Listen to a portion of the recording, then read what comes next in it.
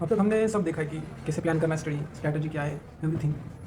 अभी हमारी पूरी सिलेबस में ना कुछ आधी चीज़ें ऐसी होंगी कि जिनका कुछ लॉजिक होगा, जो हम कंसेप्चुअल होगा, जिससे हम समझ कर हमेशा के लिए याद रख सकते हैं। और कुछ आधी चीज़ें ऐसी है कि वो दी है तो दी है, उसमें कुछ लॉजिक नहीं है, उसको सिर्फ टाइम मारना है, उससे हम कुछ नहीं कर सकते।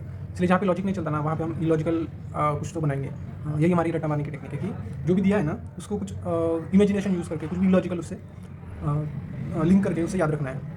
ये आपको मैं एक एग्जांपल देके समझाने की कोशिश करता हूँ।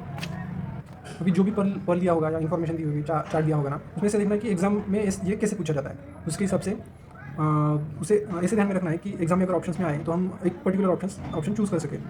और अगर वर्डिंग से या फिर बहुत कुछ सिमिलर होगा ना, तो ऐसे वर्ड ढूंढने हैं कि जो चार ऑप्शंस को डिफरेंशिएट करते हैं। उसे हमें इतना करना है कि एग्जाम में वो पर्टिकुलर आंसर हम कर सकेंगे। पूरा याद रखने की ज़रूरत नहीं है, पूरा पर वैसे के वैसे रट्टा मारने की ज़रूरत नहीं है। तो ये एक माइक्रोबायो का पर्ल है, जिसमें फिलेरियल वर्म्स पूछे जाते हैं उनके मॉर्फोलॉजी के हिसाब से।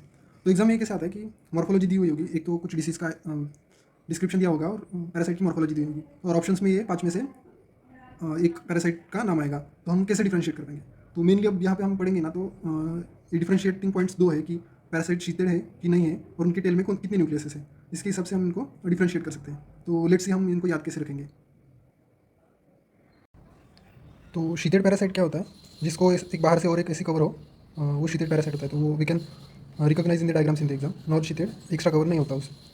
तो ये अभी याद करने के लिए तो बहुत ईजी है कि वो कैरियर बैंक्रॉफ्टी, जिसमें एक भी न्यूक्लियस नहीं है, जिसके टेल में रुगिया मलाई के टेल में दो न्यूक्लियस है, लोहा लोहा के में न्यूक्लियस है। और नॉन शीटेड में अगर कोई न्यूक्लियस नहीं तो ऑन्कोसरसा बहुत सारे न्यूक्लियस है, तो मैंसोनेला। पर मैंने भी ऐसे ही याद में रखा था, पर एग्जाम में जब ऑप्शन आए तो आई गॉट कन्फ्यूज, क्योंकि अभी याद रहता है पर एग्जाम में भी एक्जैक्टली याद आना चाहिए। तो उसके लिए मैंने कुछ इलॉजिकल रिलेशंस को रिलेट किया इसको, कैसे कि जब भी कोई फिलेरिया हमें याद आता है तो सबसे पहले पैरासाइट का नाम याद आता है, वो कैरियर बैंक्रॉफ्टी। इतना इंपॉर्टेंट पैरासाइट होने के बाद भी उन्होंने बेचारे को एक भी न्यूक्लियस नहीं दिया टेल में, इसलिए इसमें नो न्यूक्लियस। ब्रूकिया मलाई स्टार्ट होता है बी से, तो बी मतलब टू होता है, ए के बाद बी आता है, टू है, इसलिए इसमें दो न्यूक्लियस है। लोहा लोहा बोलता है कि मेरे पास बहुत सारे न्यूक्लियस, आपको जितने चाहिए उतने ले लो, मतलब लोहा लोहा, इसलिए उसमें मेनी न्यूक्लियस है। नॉन शीटेड में ऑन्कोसरसा स्टार्ट होता है ओ से, बहुत बड़ा ओ है और वो अंदर से एम्प्टी है, इसलिए ऑन्कोसरसा में एक भी न्यूक्लियस नहीं है। मैंसोनेला में मेनी न्यूक्लियस है।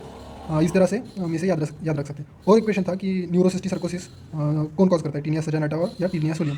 तो जब हम माइक्रोबायो में पढ़ते हैं नोट्स, तो हमें बहुत ईजी लगता है कि यार ये तो किसी बच्चे को भी पता है कि टीनिया सोलियम ही कॉज करता है। पर एग्जाम में जब ये दोनों भी ऑप्शन आए थे तो आई वंस गॉट कन्फ्यूज कि मतलब दोनों भी तो सिमिलर ही लग रहे हैं, एक साथ ही पढ़े थे पैरासाइट्स, तो कौन सा है। तो इसलिए उसको याद रखने के लिए मैंने क्या किया था कि टीनिया सजानाटा है ना, वो सजने संवरने में अपना नटने में टाइम वेस्ट कर देता है, इसलिए वो इतना दूर तक ब्रेन तक नहीं जा पाता, और न्यूरोसिस्टिक सर्कोसिस नहीं कॉज करता। और ये टीनिया सोलियम है ना, ये साला बहुत ही बुरा पैरासाइट है, गंदा है ये।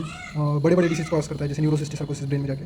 जैसे इलॉजिकली या फिर फनी वे में, स्टूपिड वे में अगर आप कुछ चीज़ें ध्यान में रखोगे ना, तो it's definitely gonna you are gonna definitely remember that in your exam. और एक चीज़ है जो हम यहाँ पे याद रख सकते हैं कि ये लोहा लोहा है, वो रिवर ब्लाइंडनेस या ऑन्कोसरसिस कॉज करता है, मतलब आई का एक डिसीज कॉज करता है।